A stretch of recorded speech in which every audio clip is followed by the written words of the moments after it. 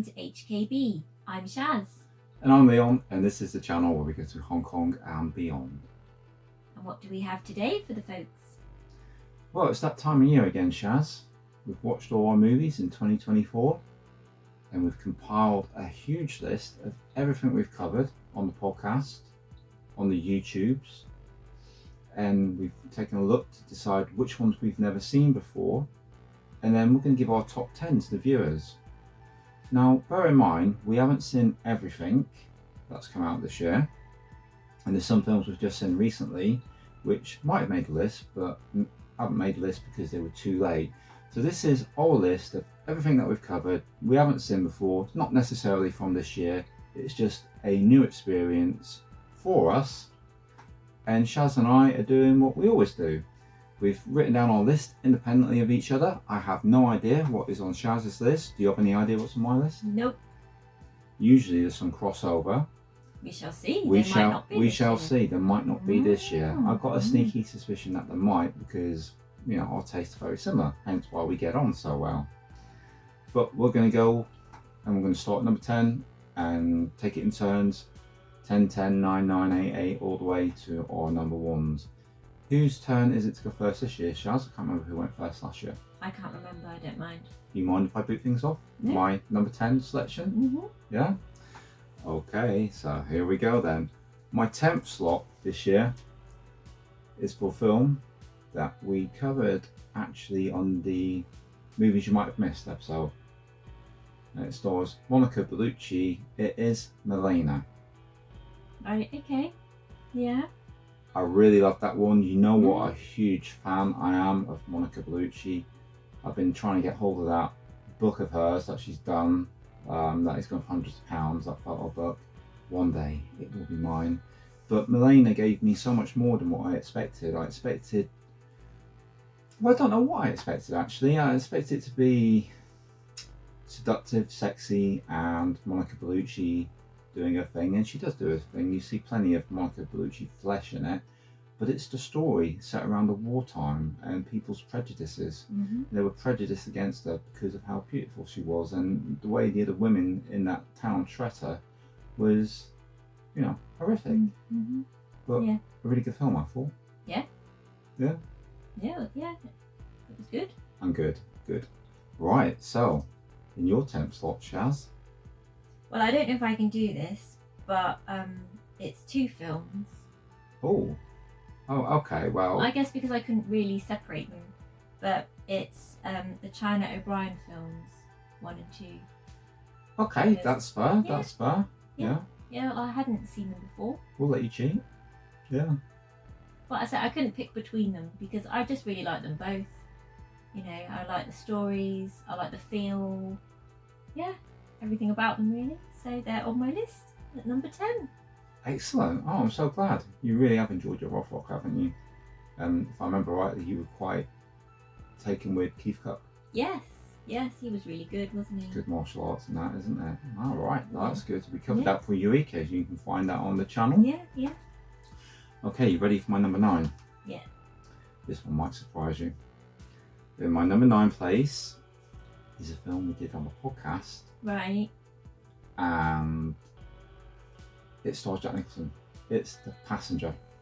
Okay. Yeah. Yeah. If you've never seen The Passenger, it is such a good film. It's good, yeah. Jack Nicholson plays like a war journalist, if you like. I think it's a war journalist, isn't it? I And think so, yeah. he has some trouble at the beginning getting the story he wants, and he ends up taking a dead man's identity. And we follow him as he steps into his shoes. And the guy was like an arms dealer, wasn't he? And it's beautifully shot, it's beautifully acted, and unusually reserved Jack Nicholson. And it just blew me away. Yeah. Everything in that It's film really blew me clever. away. There's a fantastic shot right at the end of the movie as well, isn't there? Yes. Where they set up this hotel purposely for this one camera shot, which is astounding. Yeah, really clever. Love that film. The work that went into that. So your number 9 slot, Shaz. Well, again, I've cheated a bit. Surprise. And again, I couldn't really separate, but there's a couple films we watched Scanner Cop 1 and 2. Right, And okay. I really enjoyed those because I kept going on about them. Yeah. No surprise there. What did you like about Scanner Cop 1 and 2? Just the story, and I just really enjoyed that people could do this scanning thing and all the gurning. Yeah. Yeah, no, they were good fun. I didn't Yeah. expect you to take them quite as well as you did, but I know you were really blown away, and you were really reluctant for me to purchase Tales from Vinegar Syndrome, but we did, and I'm so glad that you really enjoyed them. I much preferred these to the other Scanner films we watched years ago, I think. You're going to let me purchase the Blu-rays of those, Dale, so we can revisit? Maybe. Okay, we shall see. Okay, my number 8 slot.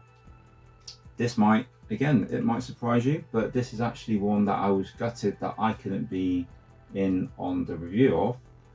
You covered it yourself. Ooh. It was the Swordsman of all swordsmen. Okay. And I'm just going with the one on that package because I know it came packaged with the Mystery of Chess box in. Yes. Which I was really, really looking forward to. But I didn't have any expectations about the Swordsman of all swordsmen from Eureka. I thought, why is this the lead film? Yeah. And then we watched it, and Joseph Cole did a fantastic wuxia film. You know, the swordplay, the storytelling, the cinematography. It felt more akin to a King Hugh film than a Joseph Cole film. Right. But no, credit to him. I mean, that was a great Taiwanese swordplay film, and it was so unexpected to me, so it had to make my list because I really thought, wow, I found something special here. Lost classic. I loved it. Good. You can take it away now with your number 8, Shaz. My number 8 is The Moon Thieves. Ooh. I thought those Mirror Boys might have to find a slot. Yeah, you were right. Yeah. I mean, what can I say? It was just a really great heist film. A new Hong Kong movie. We like that. Mm-hmm. A lot of fun. So thank you to Central City Media. Yeah, thanks. They didn't just let us view the film. They sent us a whole package full of art cards, posters, and we're really looking forward to doing some more work for them in the coming year. I know we've got one lined up for early January. So Moon Thieves, good choice. I'm glad. We might have completely separate lists this year. The way it's looking. Right, you ready for my number 7? Yeah. We did this one quite early on in the year. I believe it was on the podcast. I don't think we did a video for it. It's a Japanese film. It's one of our favourite subgenres, time travel, and it is Beyond the Infinite 2 Minutes. Right, yeah. I just thought that was absolutely genius. I laughed so much. I know we did when we watched some of Time Machine Blues. I think the Infinite the Infinite 2 Minutes, I feel was just as good. Yeah. In some ways better. The way they had to work out everything. I just love time travel films. And I love Japanese time travel films more than any other, I think. Excluding obviously the Holy Trinity of Back to the Future, of course. Alright, Shaz, take away your number 7. My number 7 was Black Dog. Black Dog? Ooh. Good film. It was very moving. We covered that one for Cine Asia, I believe, didn't we? We did. On YouTube. And I just loved the story. It was quite moving. And just the story of a man and a dog. Eddie Payne and his dog. And he adopted that dog, didn't he, afterwards? Apparently so, yeah. Yeah. Good choice, Shaz. Good choice. You ready for my number 6? Yeah. Right, my number 6 is also a Cine Asia film. Right. But it's a different one. Okay. StMan. Oh, yes. Yeah. I really love StMan. Yeah. I found it quite moving, how it shone what they went through in the movie format. I mean, I like the documentary Kung Fu Stuntmen, but StMan, and it just, I don't know, would it be in that film format? And we had Terence Lau in there again from Twilight of the Warriors. Mm-hmm. It was just a really, really moving story. It gave me a lot more than I expected. It was a drama, not an action piece. I know it kind of, when it came out, people were thinking Twilight the Warriors, the marketing and everything. Yeah. But I was not disappointed. I really love StMan, and I'm looking forward to getting physical release next year. Oh yeah, yeah, sure. Okay, so my number 6 now. Mm-hmm. Wow, We12. We12. Right, okay, so That was a Mirror. lot of fun. Yeah, Mirror the breaks in again. Yeah, yeah. It was a lot of fun, wasn't it? It was a bit bonkers. Yeah. Yeah, fabulous. You do love your new Hong Kong stuff, and watching it come in and gives you a lot of joy. It does, and that certainly did. And of course, we went up to London to see that, which made it even more special. Watching it, the premiere. Yeah. Very exciting. Yes, that was special indeed. Good time. Okay, let's move this on then. So, my number 5. This is a review I did by myself. Okay. You're probably going to be a bit blown away that this is in here, but I really did enjoy it. You know, I used to be like a fan. Well, I am a fan of like Hammer horrors and stuff like that. This was a twist on the Frankenstein story, and it was Poor Things. Right. Yeah. I absolutely loved that film. I know you did. Yeah. Yeah. You know, I really like Emma Stone. I mean, if any of you guys got the hots for Emma Stone, this is a good film to watch. But she's an incredible actress. Mm-hmm. And William Dafoe, I've loved him since the 80s. Really loved William Dafoe. Mark Ruffalo was great in it. Yeah, yeah. I liked the psychedelicness of it because it was really out there with its imagery. Yeah, it was very. Nearly picked it up yesterday, but we didn't go back to the shop. That's it. But we will be adding that one to the collection because I really do love it. I've just been kind of waiting in case it was a 4K, but for some reason it's only Blu-ray of it. Oh, right. But yeah, Poor Things is my number 5. Oh. Okay, well, you might be a bit surprised that this is my number 5. Okay. And it's The Sea is Watching. Oh, wow. Fantastic. I am so glad you got that on. I'm so glad. You remember I said one dropped off my list. Oh, right. And I was gutted because I wanted to include it. It was that one. Yeah. Yeah, well, it was just, I don't know, it just really stayed with me afterwards. Yeah, from those. Yeah. From those guys at Imprint. Yes. They're part of the Imprint Asia line. Yeah. Which, no, it was a great film. Yeah. Oh, I'm so glad you got that on there. Yeah. Fantastic. Yeah. Okay, my number 4, and now I can feel the tomatoes and eggs about to be thrown at the screen because of its positioning. No. But remember, guys, this is only our personal choice. You know, there was so many things that affected us in so many different ways. Mm-hmm. And because of what I've got ahead of it, it's why it's positioned here. And number 4 for me is Twilight of the Warriors, War Then. Right, okay. I did well, really. Number 4's not Four's a bad not position. bad. It's not a bad position. Mm-hmm. I mean, if we're talking action movies, well, I don't want to ruin the rest of my list, but it just really brought back Hong Kong action cinema in a big way. Yeah, it did. Philip Ng was off the chart. The new guys in it, all the newer guys, having Samo in there. Yeah. The choreography, the attention to detail. Lewis Koo, Alan Kwok. Yeah. Twilight of the We Warriors were spoiled, really, weren't we, with one of the highlights of the year. Really was one of the highlights of the year. Sure. It's my number 4. You might be surprised it's not higher, but I did really, really love Twilight of the Warriors, so it made my number 4. What about you, Shaz? What made your number 4? Well, funnily enough, You're joking. Twilight of the Warriors Walled In is in 4th place on my list. It's happening again, isn't it? Every time. It's strange that we got a matching number 4. Unbelievable. But yeah, for basically everything you've just said. And I just loved Lewis Koo in that character. And yeah, I really liked the new guys. And it was just, fabulous film. It was absolutely incredible, Yeah, wasn't it? it was. Alright, there we go. So my number 3, and this will make you laugh. It's a Cine Asia film. Yeah. Black Dog. Black Dog's up there. It is, yeah. I really love Black Dog. I can't explain the impact it had on me. I just really loved that story. I thought it was possibly Eddie Peng's one of his best performances for me. I thought he was really incredible. Yeah. I loved the soundtrack in that film as well. Yeah. You know, I don't know. I've heard many people mention the soundtrack. I don't know if we did an our review. I can't remember. But I love the soundtrack. I love his acting. I love the man-dog bond. Mm-hmm. You know, you loved it. I loved it. It's just a little bit higher for me. On another day, we could be composition and different. But Yeah. yeah, I absolutely adored Black Dog. So your number 3, Shaz. Well, you might be surprised about this, but I've put for number 3 Suspect X. Ooh. A Japanese film? It is a Japanese film, yeah. I can't remember the name of the author, something like Kaizo Ishiguro or Ishigawa. I can't remember. Should have looked it up, really. You know, I'd read the books. Yeah, you had, didn't you? But we picked up the Blu-ray from Nova Media, and it's taken us quite a while to get around to watching it. Yeah.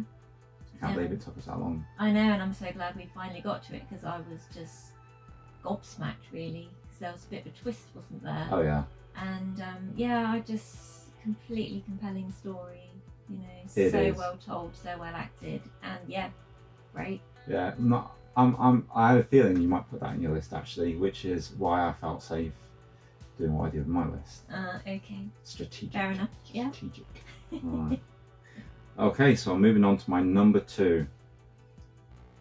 Any guesses? Is getting quite close. One guess. The Last Dance. Nope. Number 2 is Sweet Bean. Okay, yeah. I know we're very, very late to this. I know Huss and Johnny told us to watch it ages ago, and we finally found a copy going at a Well, we reasonable couldn't price. find a copy, could We we? couldn't For find a copy, ages. yeah. But we managed to get hold of a copy, and we watched it. I absolutely love Sweet Bean. We did cover that on the podcast. So if any of you guys aren't listening to our podcast yet, go listen to our podcast. We've got some good stuff to say on that. So we do our best work. But Sweet Bean, yeah. That film really choked me up. I really did love it. Yeah. So endearing, the characters Yeah. in it. You know, it's such a feel-good movie too. I can't recommend Sweet Bean enough. Just if you haven't seen it, go see it. It's a really rewarding film. Yeah, it is rewarding. So your 2, Shaz? My number 2 is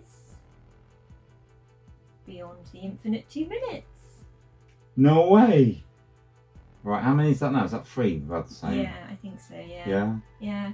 And I mean, I've put it a lot higher up because it just affected me so much at the time, and how excited I was because I wanted to show it to my sister, didn't I? Yeah.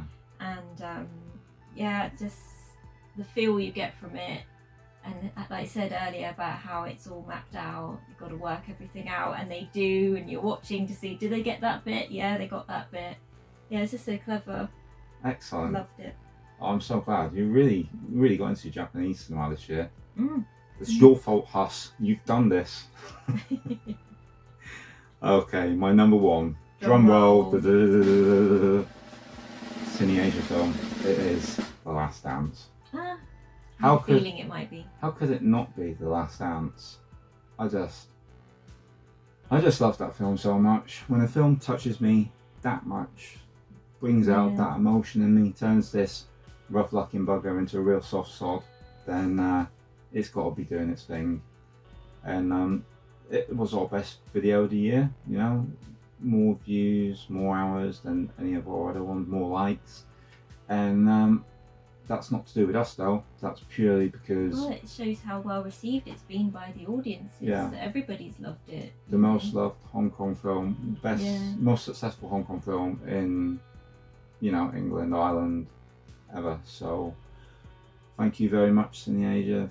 Thank you to the whole team behind The Last Dance, because it blown us away. I tried to get a pod post for it yesterday after this Odeon, but they're gone, so I was gutted because I want to put it up next to Time Still Turns the Pages. But yeah, that was my number 1. Right, drum roll. Shaz this. Number 1. Funny enough, it's The Last Dance. Of course it was. I'd have been shocked if it was something else. I know how much that meant to us. You can give a few words on it and lead us out. Well, pretty much exactly what you said. Loved the story, loved the characters. You really felt a connection to the film. I found it really interesting learning about, you know, the towers and ritual side of things. And yeah, great film. Loved it. Yeah, Michael Hoy, Dale Wong, Michelle Y. Yeah. Also good. So that's our top 10 list for this year, the films that we watched in 2024. Let us know your list. Please put them down in the comments below. If you watched this to this point, then do us a solid and hit that thumbs up, because that really does help the channel grow. Anything you'd like to say just before you sign us out, Shaz? Yeah, just that it's been a fabulous year of film watching and we've seen some fantastic films. Okay then, we will catch you on the next one.